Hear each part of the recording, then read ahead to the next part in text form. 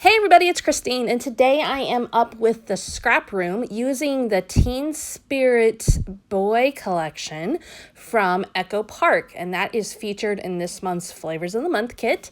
And obviously, as a mom with 3 boys, this is obviously a collection right up my alley.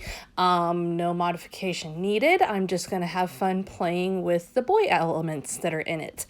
So, I'm starting things off by taking my circle punch and punching out a variety of these circles from this paper. Papers like this are always a little bit of a challenge because they can't really work great for a full-on background, but they have a lot of really neat elements, and so trying to find a way to work them in without having too busy of a background is always a goal for me. And so when I saw that it had all these circles and that they fit well with the size circle punch that I had, I thought I would make it work in that direction. So I'm just going through, and you can see I'm doing some trimming so I can get just the right border on them.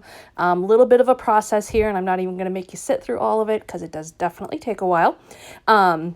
You can also see that I'm flipping over my punch so that I can see what I am going to punch. That is a good, simple trick to make that work for you.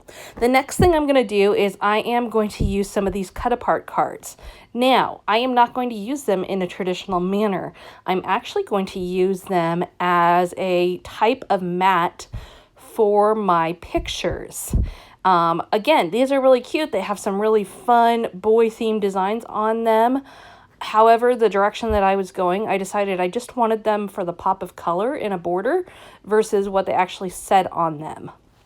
So what I'm going to do is I am going to take my pictures and put them onto it, and my pictures are just shy of 3 by 4. So they're 3 inches wide, but they're about 3.5 inches tall. And so you can see right there, I'm making the pictures have a little pop of color at the top and the bottom. So not your traditional full-on matting, but just a top and bottom mat that adds a nice punch of color. And then I'm just going to go back and trim up the edges, straighten up anything that got off in my original cutting, you know, get the whites, all that kind of stuff, just cleaning things up with this little mini trimmer. Next, I'm going to start to build my base. So I've pulled together a few elements before I did the base, which is somewhat unusual for me. But I have my pictures matted. I have my embellishments ready to roll. What I have done now is I have added the pictures right to the middle of a sheet of white cardstock, and then I'm adding it to this background paper that has words all over it. Bright, colorful, busy, just using it as my margin around the layout allows it to still have all that color and fun involved, again, without it being too busy. Now, the next thing I'm doing is just using a simple T ruler and double checking that I've got my pictures on there straight. And also kind of looking at the distance between them because I don't want it to be off by too much. A little bit is okay, but not off by too much. So making sure all of those things line up just right. Then I'm going to pull out the ephemera from this page kit, and I am going to add some frames tucked in behind the pictures. What this is going to do is this is going to create my visual triangle. You can see it started already. And again, add in some pops of patterned paper, some additional color and interest throughout. Now, keep in mind that the page kits from the Flavors of the Month kit come with patterned papers as well as some type of embellishment. And that can include being able to make your entire layout. Sometimes you need to add a little more. You can also pick up an add-on kit of embellishments, and I'm using that today, and that will take you a little bit further. So, great way to try out a collection. You get 4 of them in each kit, and it's just a fun way to experiment with a variety of collections. Obviously, I was totally drawn to the boy one first because boys. Now, I'm going to pull out the stickers and add on some to the titles. So I've got Totally Awesome there, and I'm just kind of trying to figure out what the best way to place that is without throwing off all the lines I've got going already, because I'm really happy with the lines that I've created at this point. And this is actually a pretty simple layout. You'll see that as I go ahead and finish it off. This is not a very complicated layout.